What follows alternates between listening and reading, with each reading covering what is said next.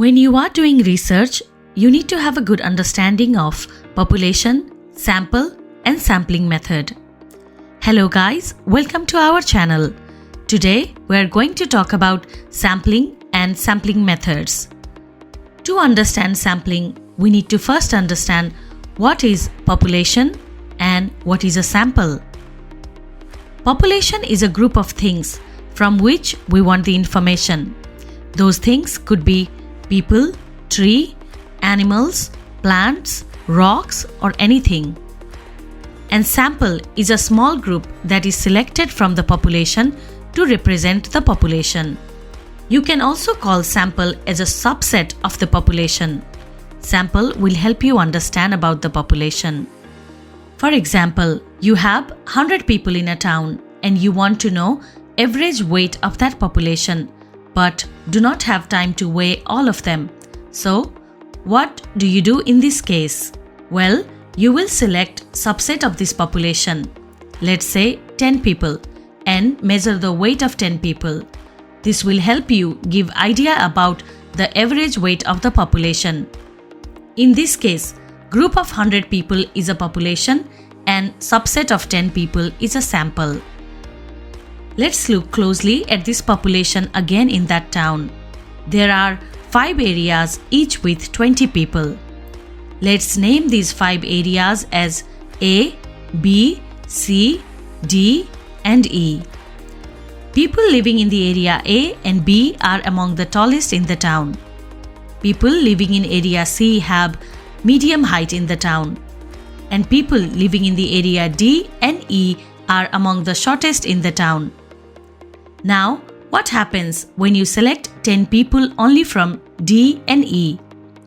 The average height you will get will not represent the entire population because people living in area D and E are already shorter. Therefore, the average of 10 people you selected will be lower than actual average of 100 people. That means it is very important to do sampling correctly. And how can we sample correctly? In this example, if we select 2 people from each of the 5 areas, 2 from A, 2 from B, 2 from C, 2 from D, and 2 from E, then it would represent population in a better way. So, in research, sampling is very important.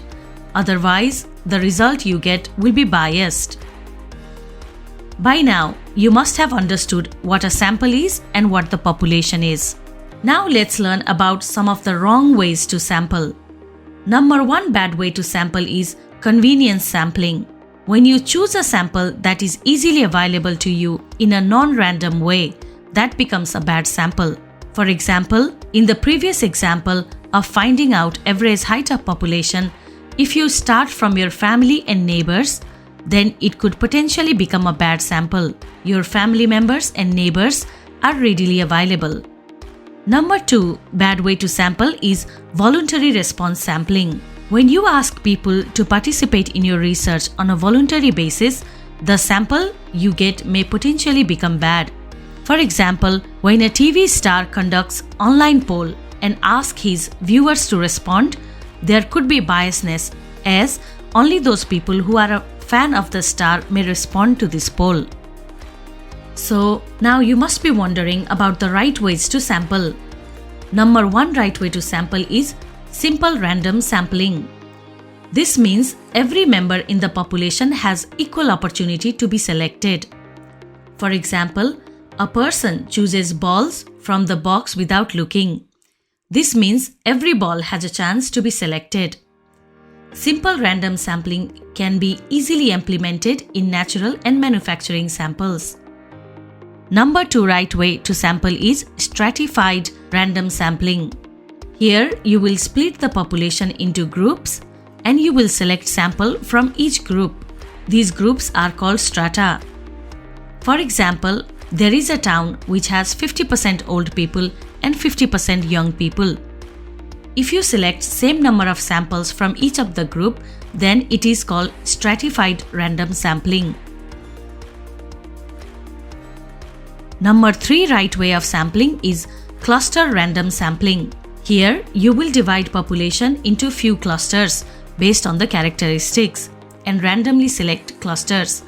For example, a hotel chain randomly selects hotels and surveys all the customers staying in those hotels. Here, individual hotel can be called as a cluster. Number 4 right way of sampling is systematic random sampling. Here you can organize population into certain order and select sample at each interval. For example, there are 100 students in a school. You can first arrange them in alphabetical order and select 10 students at the interval of 10. Although this is a good way to sample, sometimes this sampling could be biased if there is a pattern in the population. For example, in this population, every 10th object is yellow, and if you select every 10th object, you could select yellow product more than any other product. So guys, this was all for today's video. If you like our content, please do not forget to subscribe to our channel and share the video with your loved ones. We will see you again in next video. Until then, watch, inspire and keep inspiring.